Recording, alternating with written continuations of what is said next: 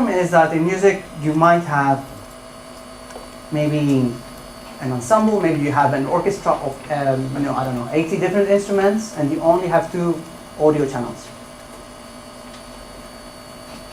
So again, in a more mathematical sense, this is what we could call an extremely underdetermined problem. We have access to 2 sources, 2 channels, and we might want to infer maybe dozens of different instruments, certainly many concurrent notes at a given time instant. Another problem is annotation, data annotation. So increasingly so in many areas of computer science and machine learning, AI, we rely a lot on data. And creating annotations for transcription in the sense that we have an audio recording and someone needs to point out for each time instant the actual pitch that was there with the exact start and end time. This is quite a laborious task. It's much more difficult compared to doing transcription in terms of staff notation. As for me, when I was doing my PhD, once I had to transcribe to create an annotation for a 30-second segment of a quartet. So a quartet, that means we have 4 different instruments. These were monophonic instruments, so they were playing 1 note at a time, which meant that maximum I had 4 concurrent notes at a given time instant. And for this 30-second recording, I think it took me 3 days in order to create the annotations. So this is quite a laborious process, and it's not easy to come up with reliable data, which is why people very often in this particular field, they resort to instruments and styles where we do have data. Such is the case of the piano, because it's relatively easy to obtain a Yamaha disc clavier piano or a Bosendorfer piano. These are pianos that have sensors in the keys, and they're able to capture, in the sense of a MIDI file or a music XML file, the music performance, in the sense of a machine readable notation. Which is why, perhaps unfortunately, the field becomes quite a bit saturated with methods that focus more on piano transcription as opposed to maybe more diverse or challenging topics and music styles. And how is this affecting this piano-only fascination? So this is a quite well-known symphonic piece.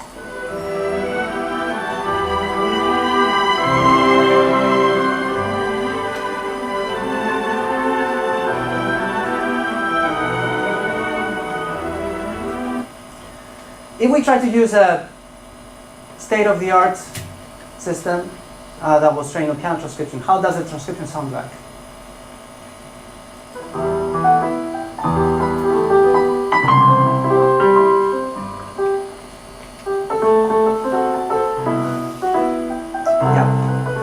Yeah, so it's kind of limping. It's a bit all over the place. Which is why we need to become a bit more diverse in our music styles, music cultures. I'm going to go into more detail later on about non-Western music. So which other challenges do we have? So one of the key challenges we have when we try to identify multiple notes is the fact that concurrent notes interfere with each other. So this goes a bit now into signal processing.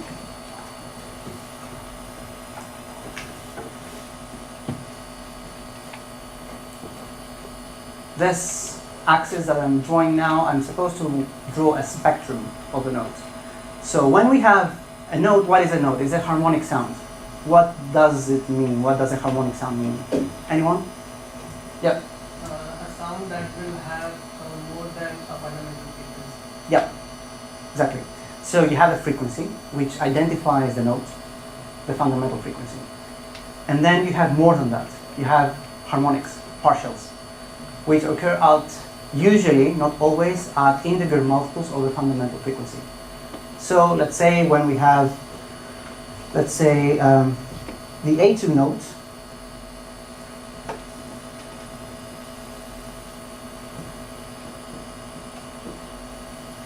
That means that we have some sort of frequency presence at 110 Hertz. That is the fundamental.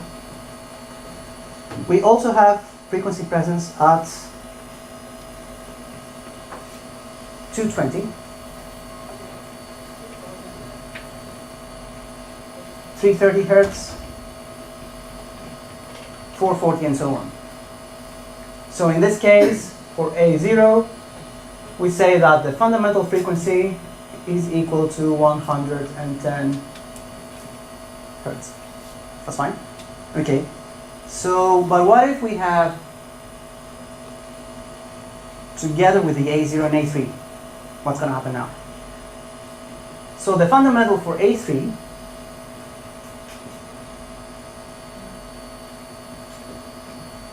is double of the fundamental of A0. That's 220 Hertz.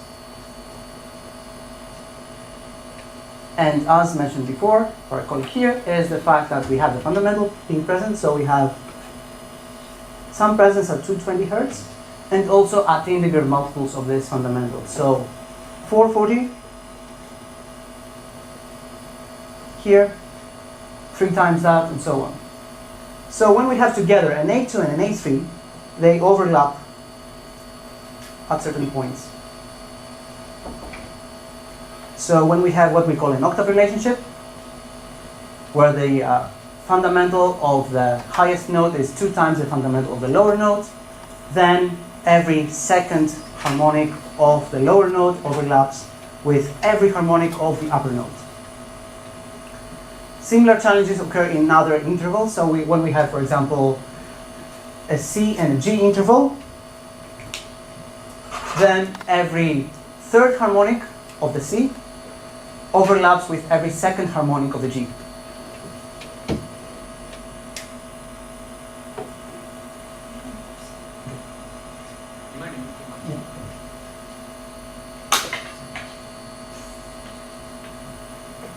So I'm going to play now the notes. So this is just the C.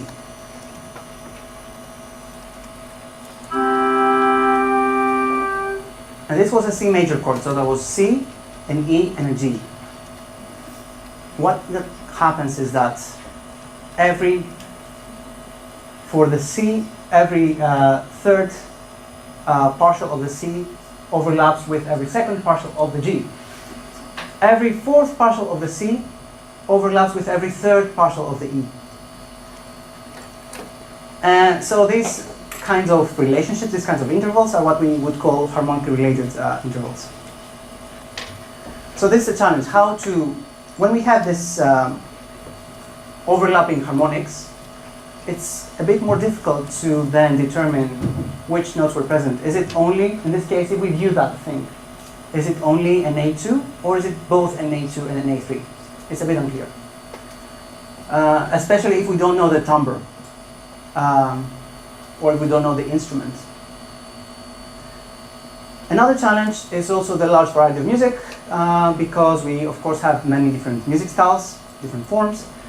We have different instruments. We have bowed strings, we have plucked strings, we have woodwinds, we have brasses, percussive instruments, so on. And even for each instrument, we have a variety of playing techniques as well. And I didn't even go near to voice, which I'm going to go later on today, which is a whole other can of worms by itself. So there are quite a lot of challenges. As to say, again, to recap the challenges, things are not independent in music. They are supposed to be strongly correlated. They're supposed to be dependent. We only have access to maybe 1 or 2 channels of audio, and we might want to infer many instruments, many notes concurrently, so it's difficult to disentangle all these things just from one signal. It's difficult to get hold of data because it takes a lot of time to annotate them. It's difficult because when we have concurrent notes, they overlap with each other at specific frequencies. And it's difficult because music is so diverse.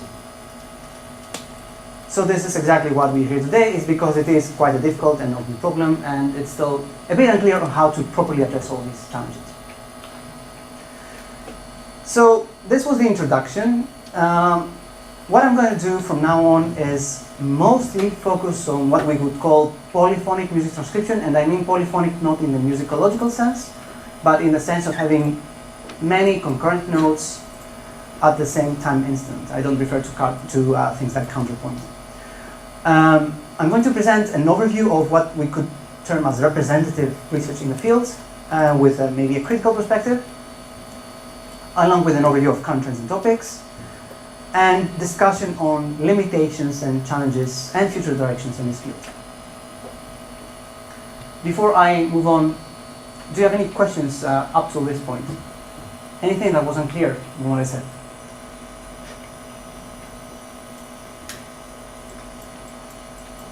Okay, we shall proceed. So the second thing for this tutorial is, okay, before going to the machine part, how do humans transcribe music? The first thing to discuss about this, because pitch is essential towards transcription, is to talk about pitch perception. So, standardized definition of pitch is simply that it's an auditory attribute where people can order sounds from low to high. That is very generic, doesn't really help a lot. Another operational definition is a sound that has a certain pitch if it can be reliably matched to a sine wave, a sinusoid, with a specific frequency, a fundamental frequency, at a specific sound pressure level. That's slightly better. Maybe not there quite yet there, but it's slightly better. Another interesting thing to note is that we humans, we perceive pitches at a logarithmic scale with respect to frequency. It is essentially what I mentioned before, in the sense that this is a keyboard. We have a C note here, C3. We have another C note here, C4. In terms of frequencies, the frequency for C3 is 130 Hertz, point something. And the frequency for C4, the fundamental, is 261 Hertz, the double of that. The frequency of the C5 is a double of the C4, and so on. So the frequency order here, the frequency scale, is in fact a logarithmic frequency scale. It is not a linear frequency scale. And this has quite a few implications of the way we are doing things in music information retrieval.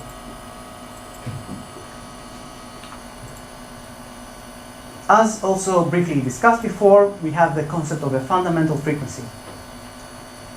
So the fundamental frequency, we define it as a reciprocal of the period of a periodic signal. So if we could write down the simple equation, we could say that F0, the fundamental, is 1 divided by T0. So if we have a sine wave like that, then we know that this area, which is sort of defines one period, is our T0, our fundamental period. And some properties of how we humans perceive pitches. So we perceive pitch as long as this fundamental frequency, this base frequency for each pitch, is within approximately 30 Hertz to 5,000 Hertz in terms of frequency. Which is kind of interesting, by the way, because the lowest note in the piano is single. No, it's okay. A0 is in fact a bit lower than that, is at 27.5 Hertz. Another interesting thing is the concept of the missing fundamental. So we humans are actually quite good at filling in the gap sometimes.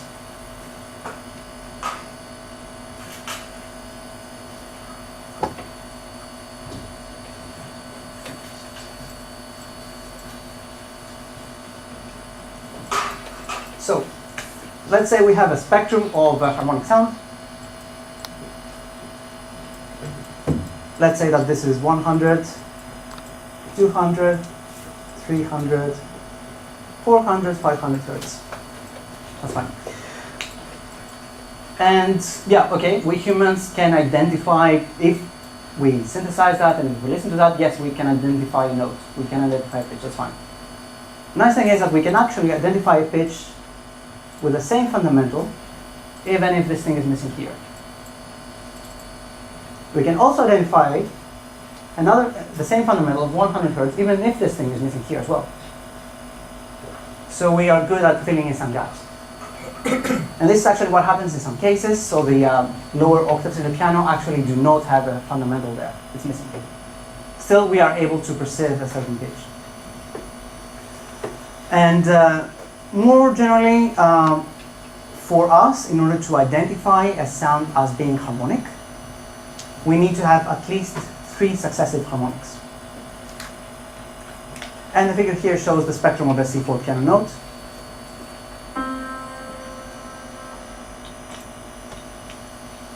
This particular audio recording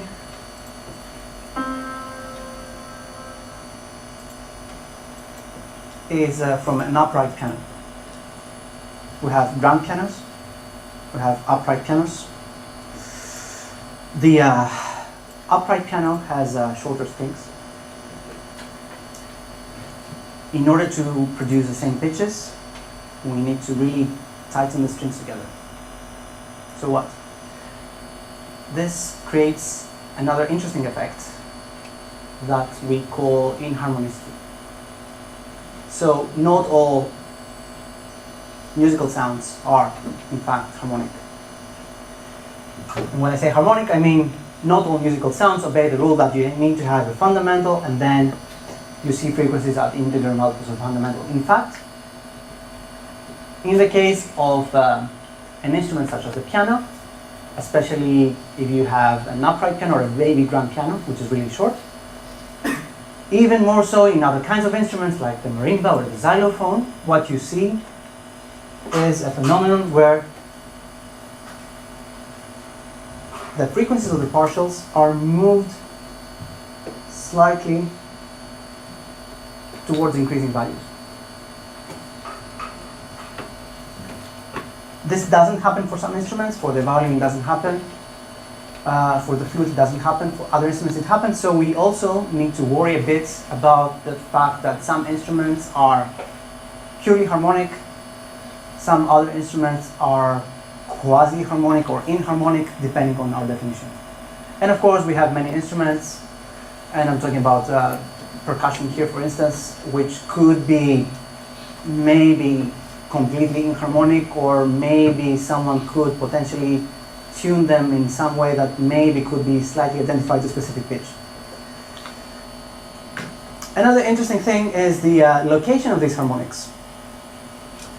I've alluded to that before, but let's say that we have a pitch with fundamental frequency of 100 Hertz and harmonics at 2, 3, 400, and so on Hertz. These actually, the location of these harmonics corresponds to another set of pitches as well. So when we play a C2 note, then we hear also what could be the fundamental of a C3 note. We hear what could be the fundamental of a G3 note, C4, E4, and so on and so on. So this is exactly yet another challenge we have in correctly identifying pitches. Another thing about pitch perception is the fact that we usually divide humans between those who have absolute pitch, those who can identify pitch on an absolute nominal scale without any reference, and those who have relative pitch. So those who, and this is the far more common, I think, category, who are able to recognize frequency ratios, or you could call them intervals. And all these theories from pitch perception, all these things I mentioned before about inharmonicity, about the missing fundamental, about the frequency range, all these have somehow influenced the development of systems for automatic music transcription. Modern theories for pitch perception, for example, include pattern matching methods by Debord and Terhart that essentially said that humans, we basically simply we are exposed to certain patterns and we simply match those patterns in our cold core stimulus and identify notes. And this was maybe revised into another theory, which was the autocorrelation model, which may be more prominent nowadays, which is essentially taking that humans in our auditory system, we are exposed to sounds. And then in our ears and our cortical system, we have a series of filters, which is followed by a series of nonlinearities happening in our ears, followed by a process which is kind of like similar to what we could call the autocorrelation, which in the end is used in order to identify notes in our brain. This kind of model has influenced transcription research quite a lot, especially in the early days of this field. Another thing to mention is that pitch is not really a one-dimensional entity. So the operational and the standardized definition of pitch was the fact that it could be ordered from something low to something high. Of course, pitch is something much more complex than that. For example, we can have a sort of helix-like representation of pitch, where pitches in different octaves with the same pitch class, they would coincide in terms of the helix. Or we could have what we call a circle of fifths representation, which identifies also the relationships between pitches with a fifth interval as well. So how do humans really transcribe music? So in music training, this is often called music dictation. The definition of the skill might be the one where musicians are trying to identify just by hearing notes, intervals, melody, chords, rhythms, and other elements of music. And this is a typical requirement for college level, university level music curriculum.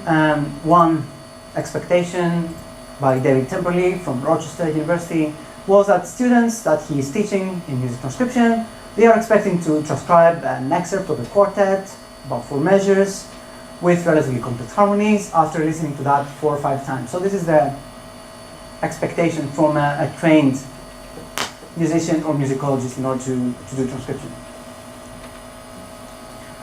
And it goes without saying that a great deal of practice is often necessary in order to achieve that.